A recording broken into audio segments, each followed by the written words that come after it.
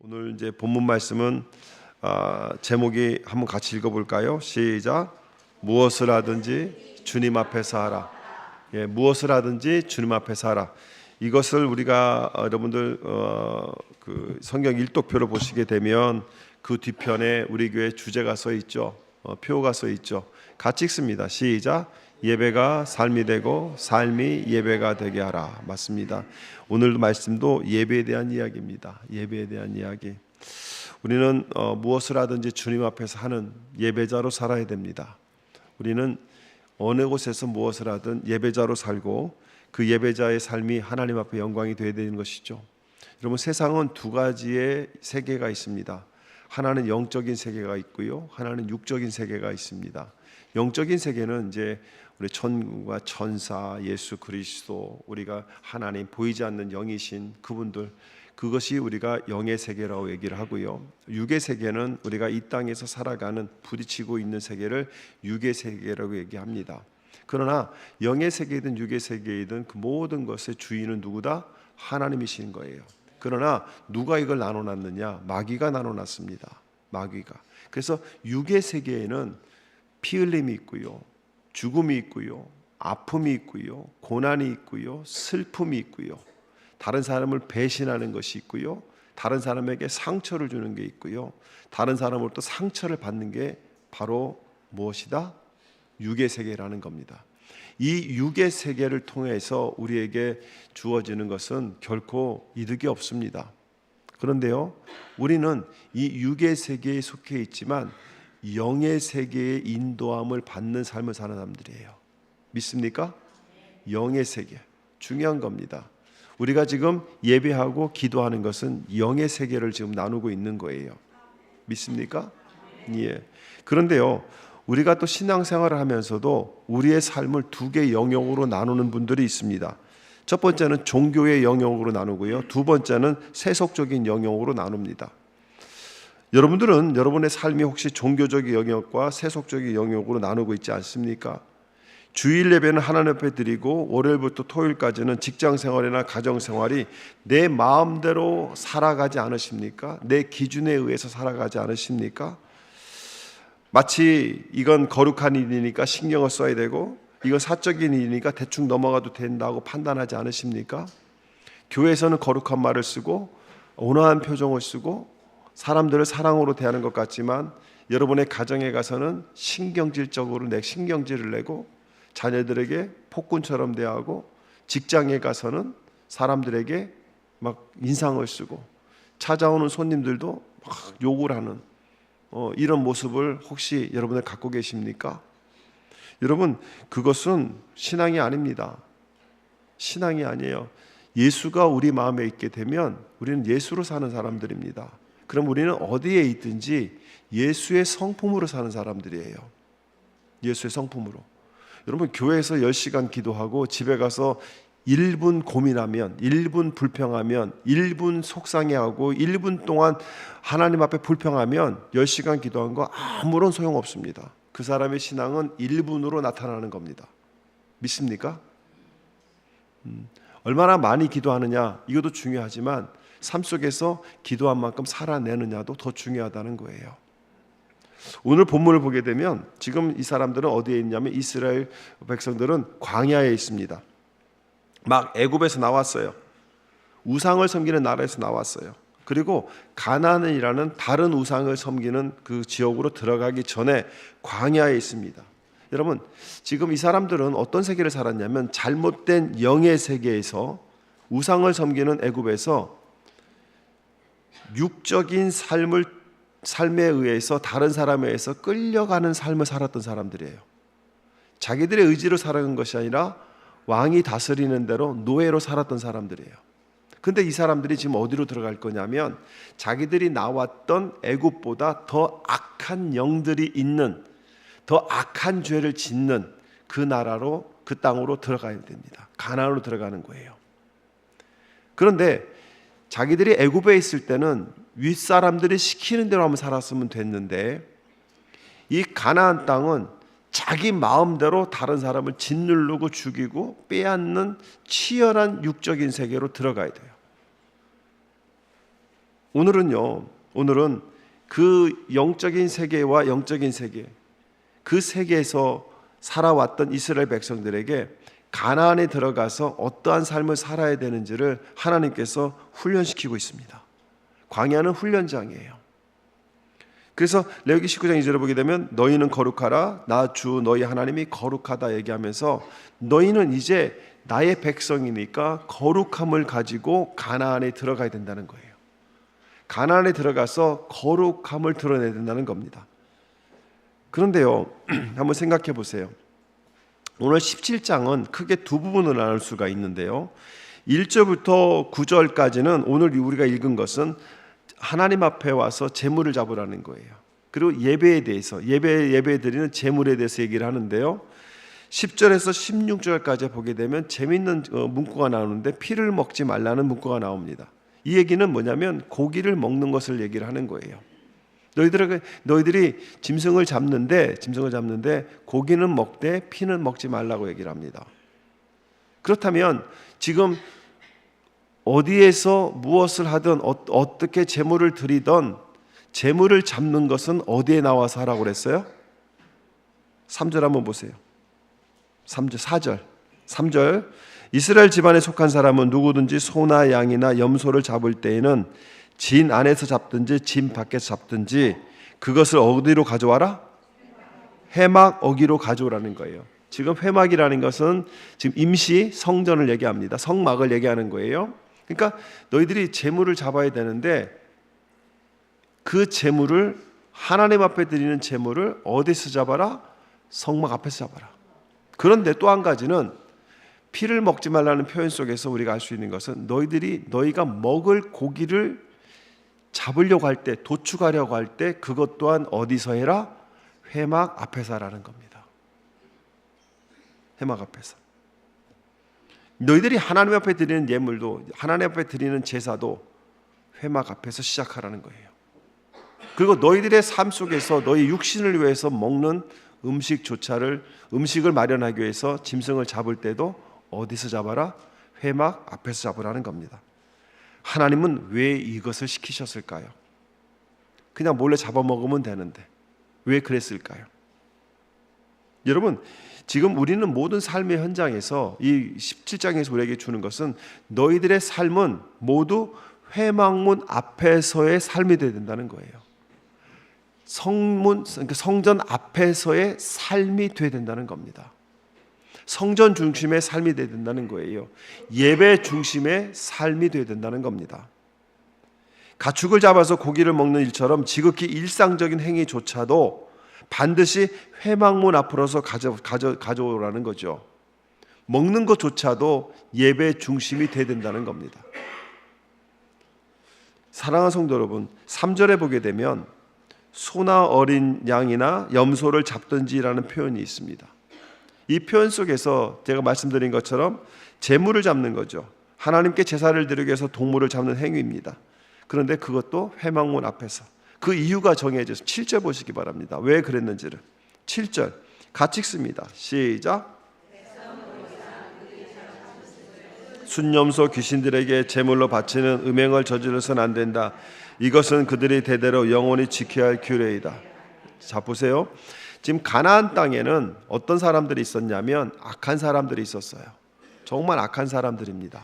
그런데 그 사람들은 종교를 가지고 있었는데 그 종교 중에 신인을 섬기는 것 중에 하나가 염소 귀신이었어요. 여러분, 가나안에 있던 염소 귀신이 현대에도 있을까요, 없을까요? 있습니다. 여러분들 인터넷 보게 되면 인터넷 구글에 들어가서 이렇게 쳐보세요. 염소 형상의 귀신을 한번 쳐보세요. 그러면 오각형의 별의 모양 속에 염소의 그림이 양쪽에 뿔이 박히면서 염소의 모습이 그대로 나옵니다.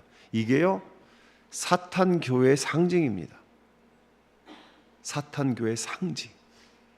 지금도 있다는 겁니다. 그러니까 너희들이 나만을 위한 예배를 드리라는 거예요.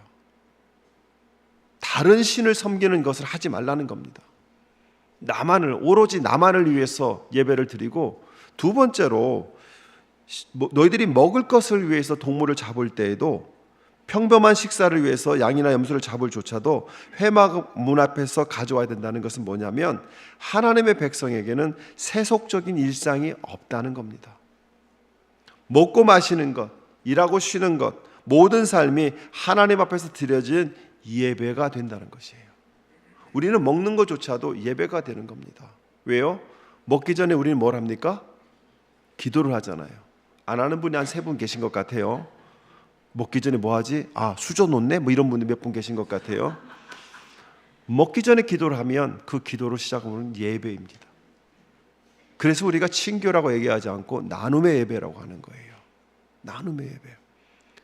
그리고 목장 예배도 나눔의 예배입니다. 예배예요. 예배. 고린도전서 10장 31절에 보게 되면 그런즉 너희는 먹든지 마시든지 무엇을 하든지 다 하나님의 영광을 위하여 하라는 겁니다. 먹는 것도 하나님의 영광을 위해서 해야 돼요. 그러니까 우리 여자분들에게 부탁드립니다. 대충 한 끼 때우지 마세요. 절대 한 끼 때우지 마시고 목사님 나이가 먹으니까 그냥 대충 그냥 찬밥에 물 말아서 이렇게 하면 그러지 마세요. 예배예요. 예배. 제대로 차려놓고 드세요. 제대로.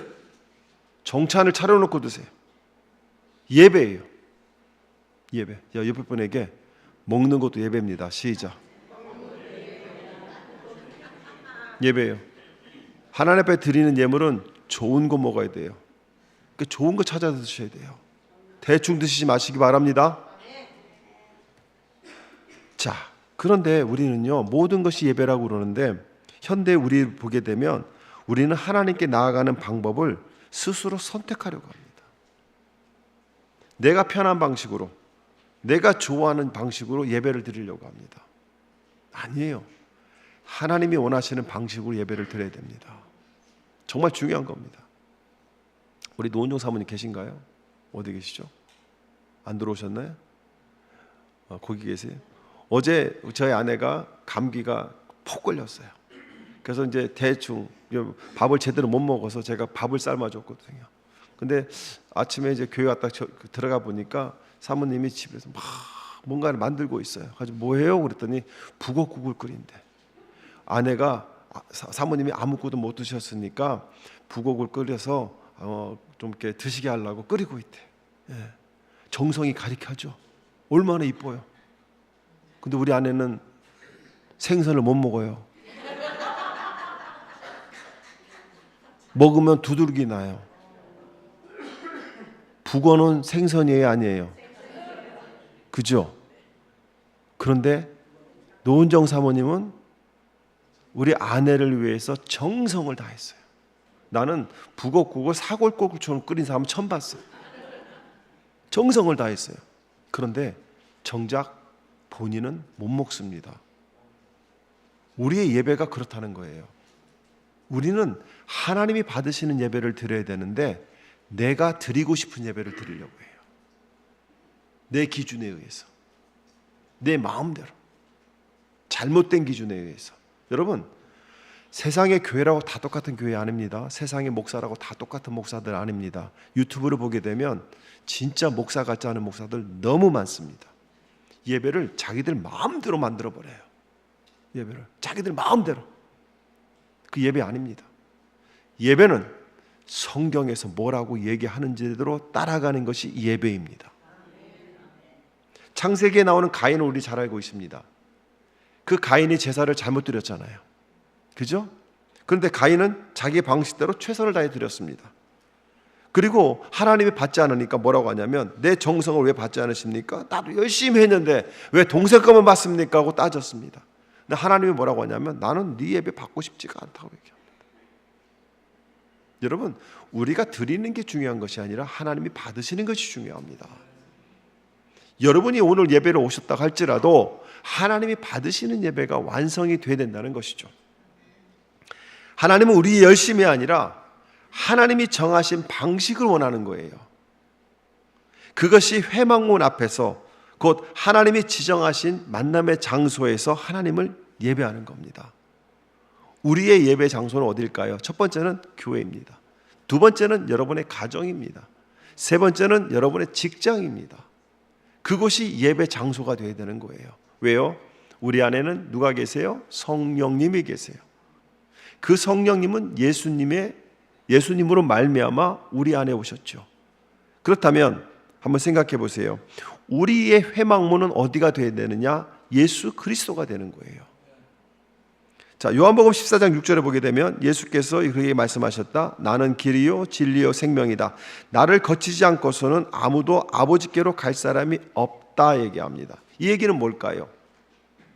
예수님을 통하여 기도하고 예수님을 통하여 예배할 때에 하나님이 그 기도를 받으시고 예수님을 통하여 예배할 때에 십자가를 통하여 예배할 때에 하나님이 그 예배를 받으신다는 거예요.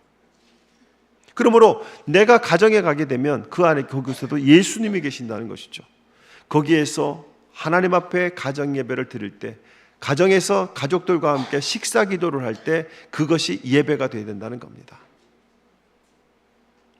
우리의 예배, 우리의 기도, 우리의 모든 신앙 행위는 반드시 예수 그리스도를 통해야 되는 거예요.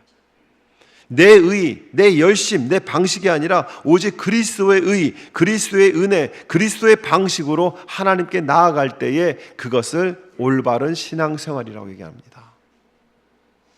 요한복음 2장에서는 예수님은 자신의 몸을 얘기해서 성전이라고 말씀하셨어요. 그리고 히브리서에서 보게 되면 예수님을 하늘 성전의 대제사장으로 소개합니다. 그러므로 예수를 모시고 있는 저와 여러분들은 직장을 가든 집에서 설거지를 하든 혹은 자녀들을 양육하든지 모든 순간 예수 그리스도와 함께 있기 때문에 그것이 예배의 장소가 되는 것이고 그 행위가 예배가 되어야 된다는 것이에요. 여러분이 있는 그곳엔 하나님이 계십니다. 믿으십니까? 여러분, 교회에서는 고상한 말을 써요. 자매님, 할렐루야, 사랑합니다. 근데 직장에 나가서 싹 변하는 분들 계세요. 막 손님들한테 욕하고 무시하고 직원들한테 함부로 얘기하고 이런 분들 계세요. 여러분, 우리 교회는 그런 분들 없습니다. 있으시면 저한테 신고해 주시기 바랍니다. 우리의 일터, 가정, 심지어 우리의 취미생활까지도 우리의 삶을 통해 하나님께 드리는 거룩한 제물이 되어야 되는 것이죠. 우리의 일은 단순히 생계수단이 되어서는 안 됩니다. 여러분, 세상에서 가장 불쌍한 사람이 먹고 살기 위해서 일하는 사람들이에요. 이건 세상입니다. 세상은 너희가 땀을 흘려야 된다고 얘기를 돼 있어요. 먹고 살기 위한 것이 아니라 우리가 일하고 우리가 땀을 흘리는 것은 하나님을 예배하기 위한 수단이 되어야 돼요. 믿으십니까? 하나님을 예배하기 위해서, 하나님을 위해서 그 일을 하는 거예요. 먹고 살기 위해서 그 일을 하는 것이 아닙니다. 저는 후배 목사님들이 잡을 이제 많이 갖고 있어요. 작은 교회니까요. 파타임을 다 해야 됩니다. 그래서 제가 물어봅니다. 목사님, 일 왜 하세요?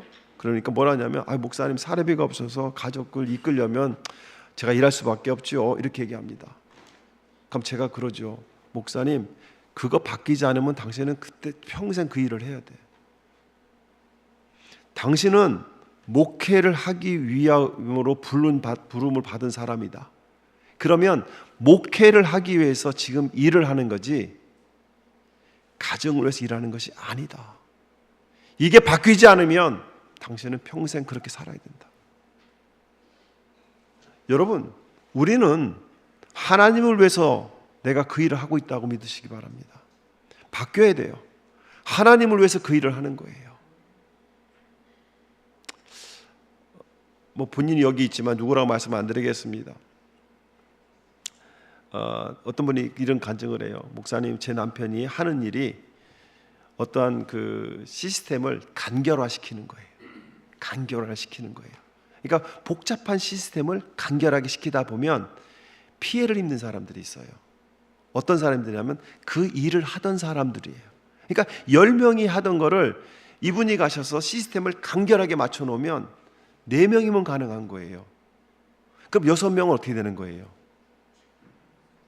잡을 잃게 돼요.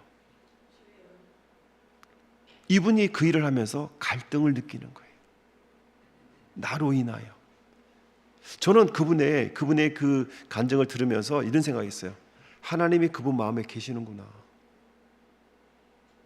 예수가 그 마음에 있구나. 내가 일을 하면서 내가 인정받고 내가 좋은 베네핏을 받고 돈을 많이 벌는다는 것이 내가 누가 잘리든 뭐지 나와 상관없이 나는 회사에 충성하고 나는 내가 돈을 많이 벌면 되겠다는 생각을 가진 것이 아니라 내가 이 일을 함으로 인하여 벌어지는 어떤 상황까지도 염두에 두면서 과연 내가 이 일을 계속 해야 되는가 이렇게 고민한다는 것은 예수의 마음이라는 거예요. 그게 예배입니다. 나만을 위한다고 한다면 상관이 없지요. 나는 인정받는 거니까요. 그러나 예배의 삶을 살기 때문에 나의 그 삶으로 인하여 누군가가 다치지 않을까 염려하는 것, 이것이 예수로 사는 사람의 특징이라는 겁니다. 사랑하는 성도 여러분, 우리는 주일에 교회 와서 예배하고 성찬식에 참여할 때 경건하지만 월요일날 출근하면서부터 회사에서 점심시간에 가족에서 식당을 만나서 모든 사람들 만날 때 과연 예배자로 살고 있는지요? 우리는 습관적으로 주님 감사합니다 기도하지만 정말로 하나님이 주신 생명을 그 생명을 이어가고 주님의 일을 하기 위해서 주님께 주신 것을 감사함으로 먹는다는 그 감사의 식사가 이루어지고 있는지요? 요즘 많은 가정에서 식사라는 거 보게 되면 형식적인 기도만 하고 식사를 하는 경우도 많습니다. 그리고 자녀들은 다 뭘 보면서 밥을 먹어요? 스마트폰을 보면서 밥을 먹습니다. 부부간에도 서로 대화가 없습니다. 말을 하는데 대화가 없어요. 근데 어느 날 목사님의 설교를 듣고 가정에 변화가 생기기 시작합니다. 식당에서 스마트폰을 없애버렸습니다. 여러분의 식탁에 스마트폰 없애버리세요. 없애버리세요. 국받침 하면 돼요. 국받침. 식사 전에 아버지가 진심으로 기도하세요. 그리고 하나님, 이 음식이 단순히 음식이 아니라 주님이 주신 생명이고 감사입니다. 이것을 먹고 힘을 얻어서 우리 가정이 더욱더 주님을 섬기는 가정이 되게 해주십시오 하고 기도하다 보니까 식탁이 이제 교제의 장소로 바뀌게 된다는 것이죠. 자녀들은 학교에서 있었던 일을 엄마에게 아빠한테 이야기하기 시작하고요. 부부도 하루의 삶을 서로 나누면서 서로의 아픔을 어루만지는 그런 것이 될 때에 그 식사는, 그 자리는 예배 자리가 된다는 것입니다. 레위기 17장에서 가르치는 것이 바로 이거예요. 제단 앞에서만 아니라 식탁 앞에서도, 즉 교회뿐만 아니라 가정에서도 우리는 하나님의 백성이고, 회사에서도 학교에서도 시장에서도 우리는 예배자라는 것을 잊지 말라는 겁니다. 또한 15절과 16절을 보게 되면 누구든지 저절로 죽은 것이나 들짐승에 물려 죽은 것을 먹으면 본토인이든지 외국인이든지 다 옷을 빨고 물로 목욕해야 된다. 그는 저녁까지 부정하다. 그런 다음에야 정하게 된다. 그러나 그 옷을 빨지 않고 몸을 씻지 않으면 그는 죄를 짊어져야 된다. 17장 마지막에 가게 되면 제사 행위뿐만 아니라 우리의 일상생활의 작은 영역까지도 거룩해야 된다는 겁니다. 내가 의도하지 않은 것조차도 그것으로 인하여 내가 부정하게 되었다는 것을 우리가 발견해 냈을 때 우리는 그것을 회개해야 된다는 거예요.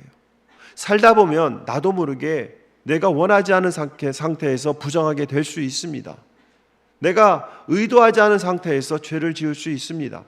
그런데 그것을 돌이켜볼 수 있는 믿음이 있어야 된다는 것이에요. 회막문 앞에서 자신을 돌아보는 것처럼 우리는 내가 의도하지 않은 어떤 일들을 통하여 내가 부정했는지 깨끗했는지를 매일매일 삶 속에서 돌이켜봐야 된다는 겁니다. 왜 그럴까요? 그것이 구별된 삶이고 성화의 삶을 삶이라고 성경은 이야기하기 때문에 그렇습니다. 성화의 삶이라는 게 뭐냐면 하나님 앞에서 깨끗하게 살고자 하는 태도입니다. 하나님 앞에서.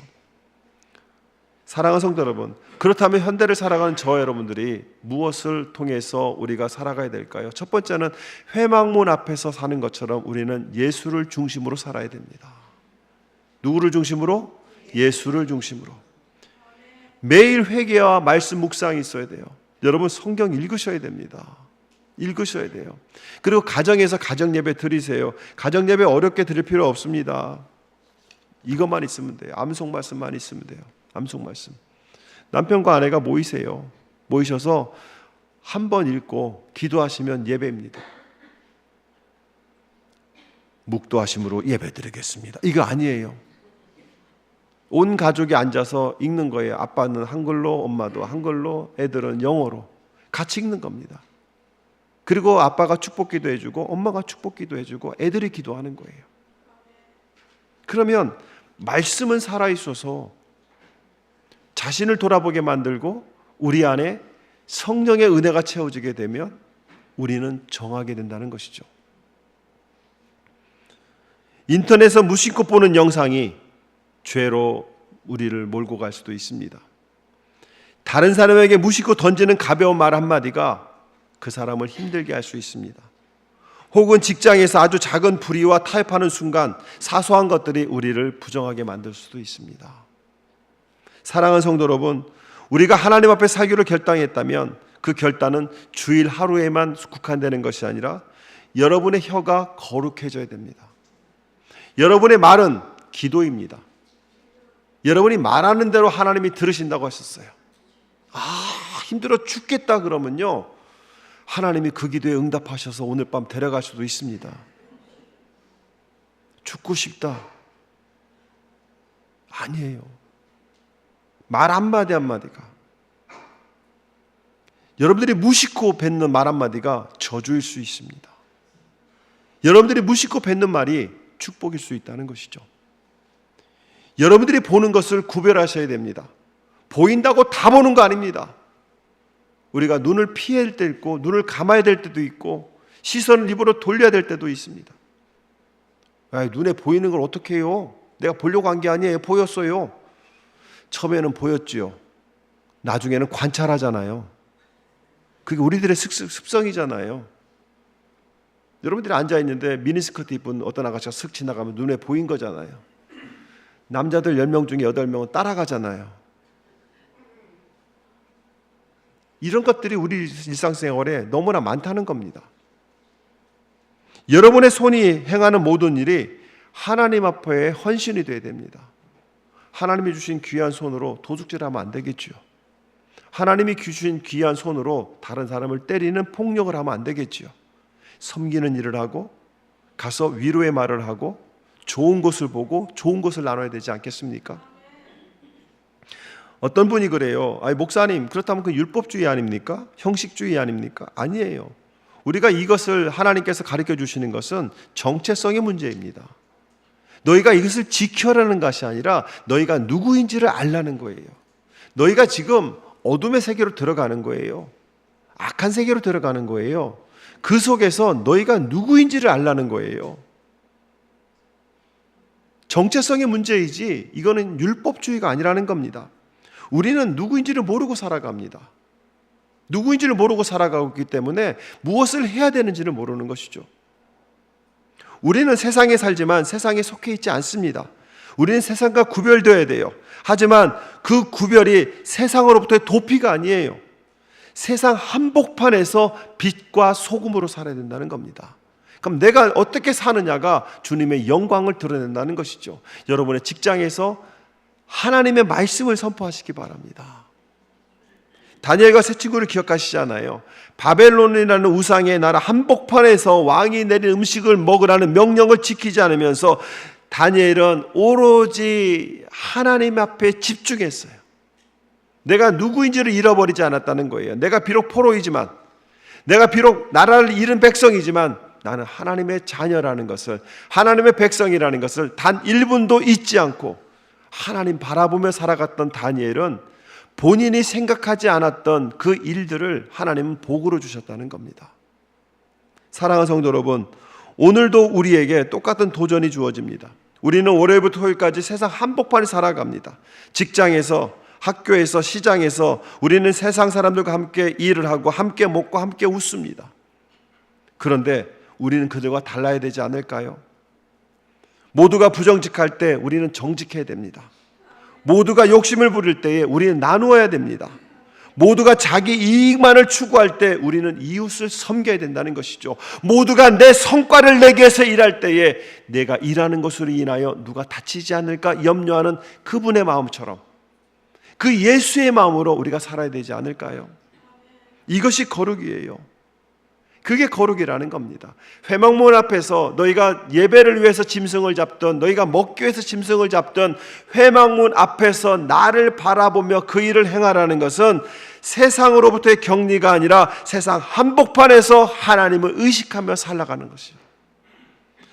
베드로 2장 9절에 보게 되면 너희는 택하신 족속이요 왕같은 제사장이요 거룩한 나라요 그의 소유가 된 백성이니 이는 너희를 어두운 데서 불러내어 그의 기이한 빛에 들어가신 이의 아름다운 덕을 선포하게 하려 하심이라. 이게 신앙생활이에요. 이게 신앙생활. 제가 깊은 고민에 빠졌어요. 우리가 다음 주에 이제 추수감사할 때 침례를 줍니다. 저는 지금까지 목회를 하면서 침례를 받을 수 있는 최소한의 나이는 중학생부터 가능하다고 생각을 했습니다. 왜?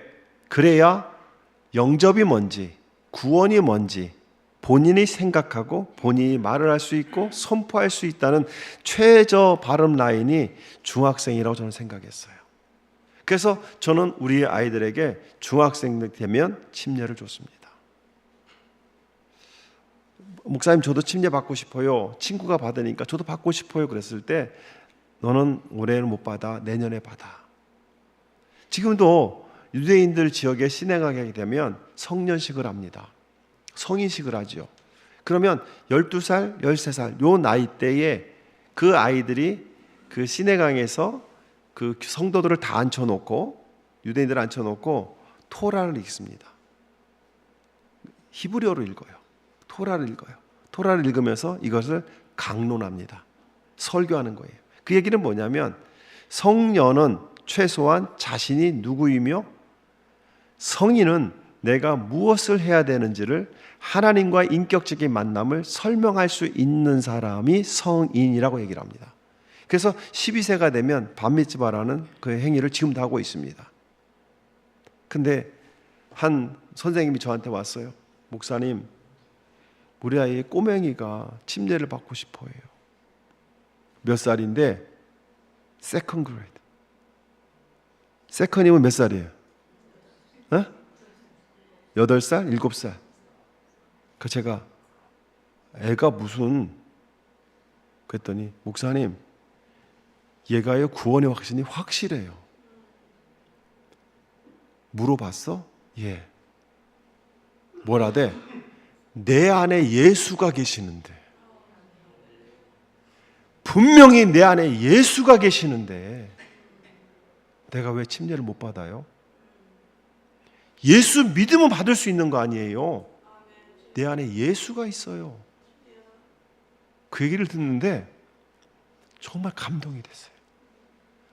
그건 그 아이한테 감동이 된 게 아니에요. 그 아이를 가리키는 우리 전도사님과 선생님들한테 감동이 된 게 얼마나 복음을 제대로 가르쳤으면 얼마나 말씀을 잘 가르쳤으면 나보다 낫다. 나보다 낫다. 그래서 고민돼요 지금. 그래서 오늘 제가 우리 서현 선생님한테 얘기했어요. 사모님 오늘 그 아이한테 집중적으로 질문을 해봐라. 정말 구원의 확신이 있는지를 다각도로 파악을 해라.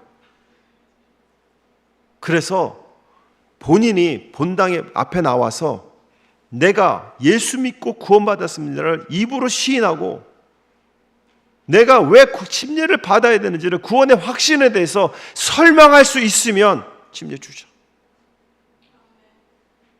통과될지 안 통과될지는 모르겠어요. 그런데 7살짜리가 내 안에 예수가 있는데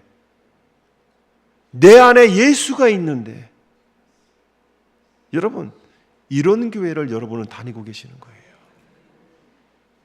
이 지역에서 가장 큰 교회 가서 7살짜리한테 예수 믿냐고 물어보세요. 아니 너 no! 하고 또 다르지. 너 예수 믿어? 예수가 그 안에 있어? 그러면 대답 못합니다. 내 안에 예수가 있다고. 여러분 그 아이가 내 안에 예수가 있으므로 말씀 중심으로 살아갑니다. 성경 얼마나 잘 읽는지 모릅니다. 예배를 가르칩니다.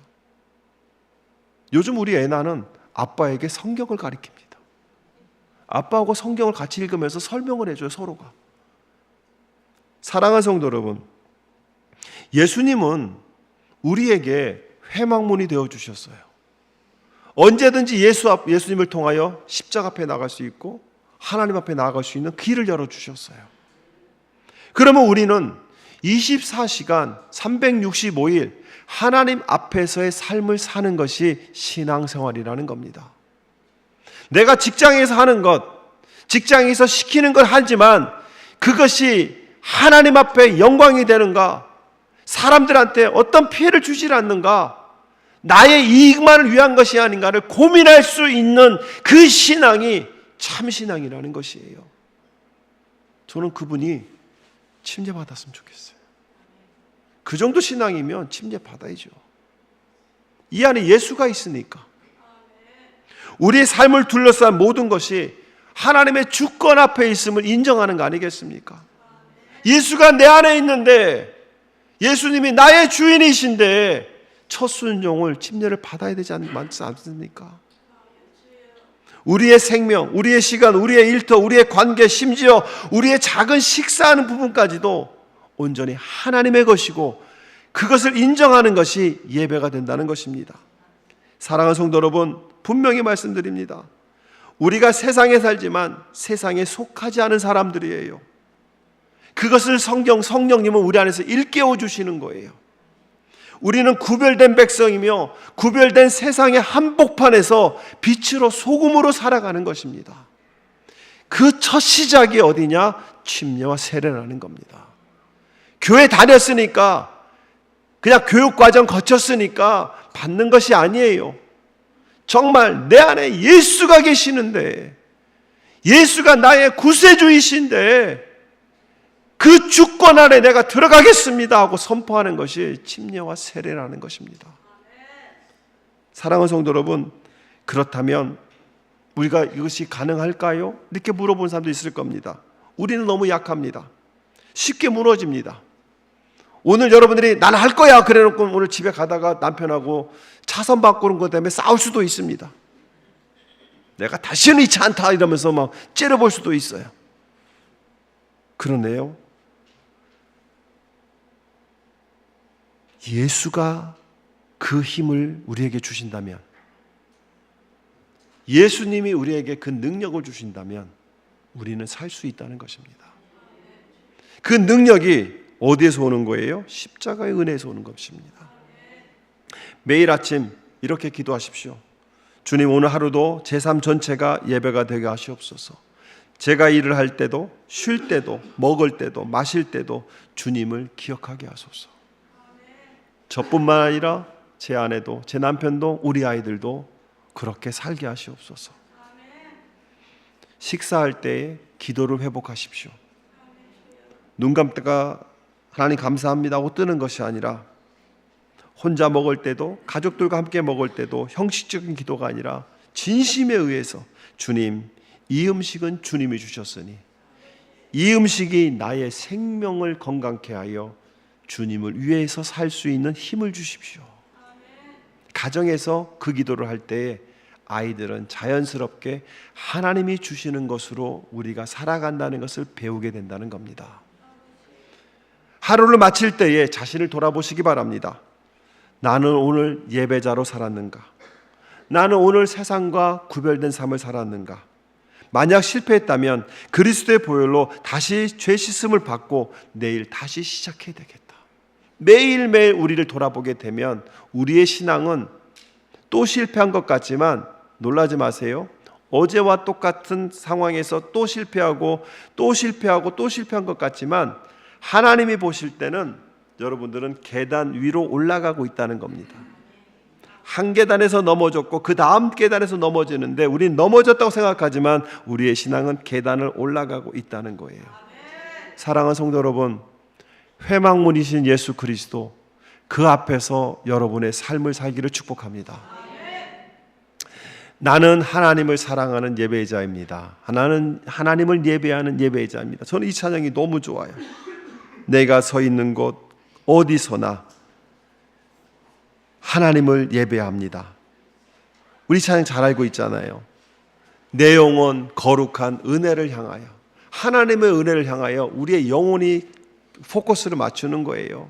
우리의 생각이, 우리의 삶의 기준이 하나님의 영혼, 내 마음 완전한 하나님 향하여. 여러분, 세상은 완전한 것이 없습니다. 불안정합니다. 불합리합니다. 그러나 하나님은 완전하신 분이에요. 그 완전하신 분의 앞에 주일날 가는 것이 아니라, 내년에 가는 것이 아니라, 내 일이 해결되면 가는 것이 아니라, 내 문제가 해결되면 가는 것이 아니라, 내 건강이 회복되는 것이 되면 가는 것이 아니라, 바로 이 시간 하나님을 예배하는 것이 오늘 17장에서 우리에게 주시는 하나님의 명령이기도 합니다. 우리 찬양 부르시면서 우리의 예배를 한번 돌이켜 봅시다. 하나님, 나는 예배자로 서겠습니다. 어느 곳에서든지 예배자로 서겠습니다. 가정에서도 예배자로, 밥을 먹을 때도 예배자로, 친구들을 만날 때도 예배자로, 일터에서도 예배자로 살겠습니다. 나를 그렇게 인도해 달라고, 내 결단이 무너지지 않고 예배로 승리할 수 있게 해달라고 우리 마음으로 기도하면서 우리 찬양 같이 부르겠습니다.